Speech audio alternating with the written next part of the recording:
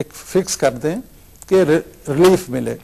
तो इनकी बात सही है शुरा साहब की कि क्रूड ऑयल हमारे पास नहीं है, तो उसके लिए हमारी रिफाइनरीज जो हैं, हमारे पास अब माशाल्लाह 3 रिफाइनरीज हैं, पाकिस्तान रिफाइनरी, नेशनल रिफाइनरी, पार्को, ये अपने क्रैकिंग यूनिट्स ऐड करें। अगर आप देखें तो textile chemicals, leather chemicals, agriculture chemicals, यानी तकरीबन ये हकीकत है कि 90% से भी ज्यादा इंपोर्ट हो रहे हैं और वो कुछ हम ब्लेंड करके भी यहाँ बना सकते हैं। खालिद साहब, यहाँ पे जुबैर साहब से मैं शुरू करनी चाहूंगी बात। जुबैर साहब, जब भी मैं देखती हूँ एक्सपोर्टर्स की लिस्ट में पाकिस्तान का दूर तक भी कोई नाम नहीं है। ये एक रिसर्च रिपोर्ट है मेरे सामने, और यहाँ पे अगर मैं आपसे ये पूछूं कि आप फेडरेशन को भी रिप्रेजेंट कर रहे हैं, वाइस प्रेसिडेंट हैं आप माशाल्लाह, और केमिकल्स का बैकग्राउंड है, फेडरेशन ने क्या कमाल किया इतने सालों में? अगर हम ऑनेस्टली बात करें तो जितने और एरियाज हैं जहाँ पे एक्सपोर्ट पोटेंशियल है, पहले तो हम अपनी सप्लाई डिमांड को मीट नहीं कर पा रहे, अगेन उसको बैलेंस ना करने के बाद भी हम अनटैप नहीं कर पा रहे और कंट्रीज में अगर हम एक्सपोर्ट करते भी हैं। एक्सपोर्ट पोटेंशियल कहाँ तक है, इंडस्ट्री में क्या अपॉर्चुनिटीज मौजूद हैं, आप बताइए। आप केमिकल के हवाले से पूछ रहे हैं। देखिए, हमारी तो एक्सपोर्टेबल आइटम्स बहुत कम है। हमारी मेन एक्सपोर्टेबल आइटम जो है वो तो टेक्सटाइल्स ही हैं, और केमिकल्स में मैं समझता हूँ कि ऑलमोस्ट नहीं है। हम सिर्फ चंद आइटमें एक्सपोर्ट कर रहे हैं केमिकल्स की, वो भी जैसे कराची में एक प्लांट है, पीटीए का प्लांट है, तो वो जो है वो थोड़ा सा सरप्लस बनाता है तो उसका माल एक्सपोर्ट हो जाता है, और अदरवाइज हमारे केमिकल्स में एज सच कोई सरप्लस नहीं है। हम जो केमिकल्स बना रहे हैं पाकिस्तान में mostly with in the country use होते हैं, और हमारी केमिकल इंडस्ट्री को अगर आप दुनिया में कहीं कंपेयर करेंगे तो डेफिनेटली हम कहीं 100 मुल्कों के अंदर 90th नंबर पे होंगे। तो उसमें दो तीन, यही तो सोचती है गवर्नमेंट की, ये हम इंडस्ट्री क्या दे रही है जो हम इसको इंसेंटिव्स प्रोवाइड नहीं, हमें इंसेंटिव्स नहीं चाहिए, हमें इंसेंटिव्स नहीं चाहिए, हमें चाहिए कि कम से कम इंफ्रास्ट्रक्चर अवेलेबल हो।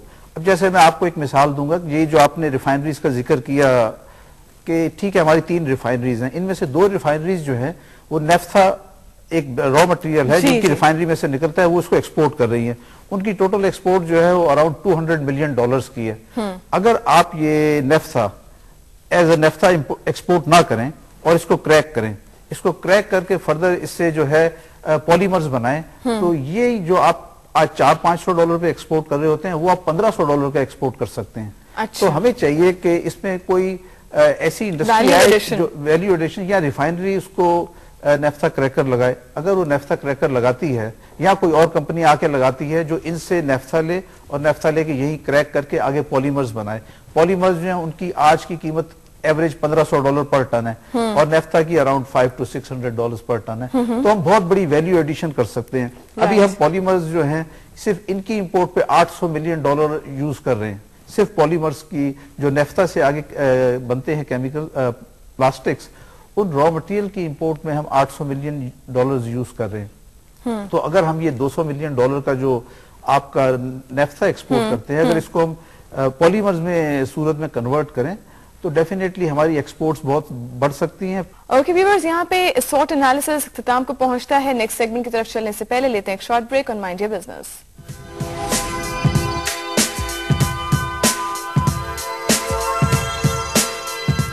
Alright, Nancy, welcoming you back on Mind Your Business। आज केमिकल चैप्टर को हम इन डिटेल इसका एनालिसिस कर रहे थे अपने एक्सपर्ट्स के साथ, एनालिसिस कर चुके हैं। अब चलते हैं प्रॉब्लम्स की तरफ।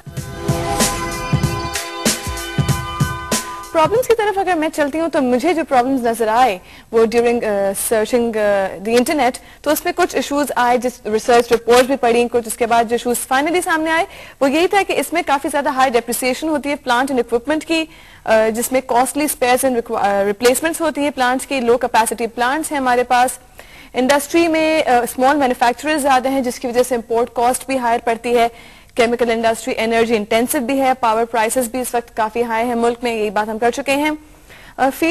Non availability of feed stock है इंडस्ट्री का, complexity, high level of technology involved, again काफी ज्यादा प्रॉब्लम्स है, मार्केट साइज लिमिटेशंस भी हैं, ये तो भरे हुए थे प्रॉब्लम्स। एक और प्रॉब्लम नॉर्मली इंडस्ट्रीज को हमारे पास होता है वो है मिडलमैन, होर्डिंग्स, ये तमाम इश्यूज भी होते हैं। जुबैर साहब, आपका कोर प्रॉब्लम क्या है इस इंडस्ट्री से? मैं समझता हूँ कि हमारे केमिकल बिजनेस में होर्डिंग का इतना मसला नहीं है।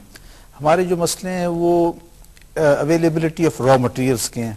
हमारी कंट्री जो मुल्क है, मुल्क के अंदर केमिकल्स के हवाले से रॉ मटेरियल्स इतने ज्यादा अवेलेबल नहीं है, और गालिबन यही वजह है कि हमारी केमिकल इंडस्ट्री डेवलप नहीं हो पाई।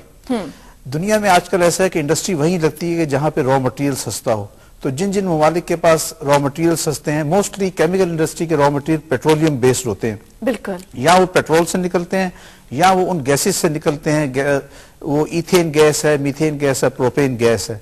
जिन मुल्कों के पास ये गैसेस अबंडेंटली अवेलेबल हैं वो फिर उसी के ऊपर आगे वो प्लांट्स लगाते हैं।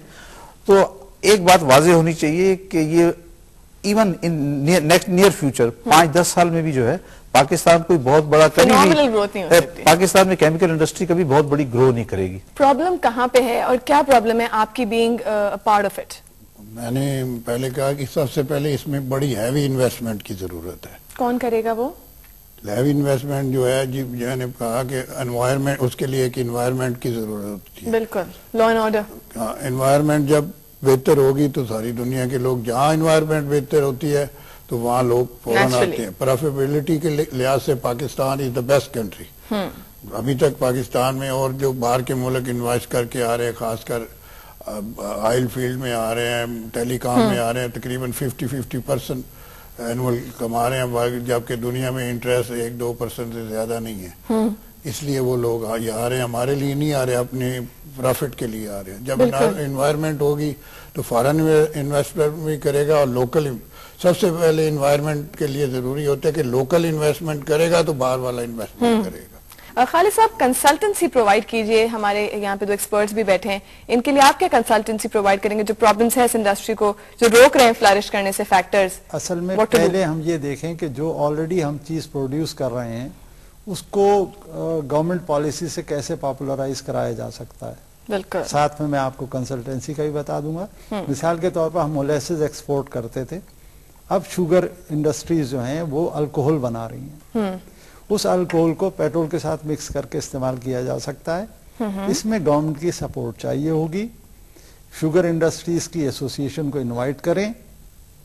अप टू 20% अगर आप अल्कोहल रिप्लेस कर देती हैं, पेट्रोल रिप्लेस कर देती हैं अल्कोहल से, तो आपकी सेविंग हो गई। सही। दूसरी यह है कि जैसा मंशा साहब ने बताया, केमिकल इंडस्ट्री कोई छोटी मोटी इंडस्ट्री नहीं होती। इसमें 2 किस्म की मेजर ग्रुप्स हम कह सकते हैं। एक केमिकल इंडस्ट्री है जो ब्लेंडिंग से बनती है, उसमें सिर्फ आप एक बैलेंस फॉर्मुलेशन को ब्लेंड करें और बना दें। उसमें तो कंसल्टेंसी पाकिस्तान में अवेलेबल है। PCSIR भी उसमें मदद कर सकती है, इंडिविजुअल्स भी अवेलेबल हैं। और जहां तक के एक्सपर्टीज का ताल्लुक है, इसमें पाकिस्तान में मुझे कोई कमी नजर नहीं आ रही है। सिर्फ हमारी अप्रोच मुख्तलिफ है। व्यूअर्स, यहाँ पे व्हाट्स माय प्रॉब्लम का इख्तिताम होता है। चलते हैं थर्ड सेगमेंट मनी मैटर्स की तरफ। मनी मैटर्स में आप लोगों से क्विक क्वेश्चंस किए जाएंगे। आप लोगों को इसका जवाब देना है एक लाइन में, नॉट मोर देन दैट।